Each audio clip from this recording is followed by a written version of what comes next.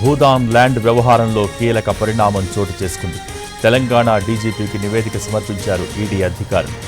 రంగారెడ్డి జిల్లా మాజీ collector Amoy కుమార్పై case నమోదుకు సిఫార్సు చేసింది ఈడీ. అమోయ్ కుమార్తో పాటు ఎంఆర్ఓ జ్యోతి, ఆర్డీఓ వెంకటాచారిపైన కేసులు నమోదు చేయాలని ఆ నివేదికలో ప్రస్తావించింది. రంగారెడ్డి జిల్లా కలెక్టర్గా అమోయ్ కుమార్ ఉన్నప్పుడు భూముల బదలాయింపులో చోటు చేసుకున్న లావాదేవీల్లో అనేక అక్రమాలు జరిగాయని ఈడీ అధికారులు గుర్తించారు.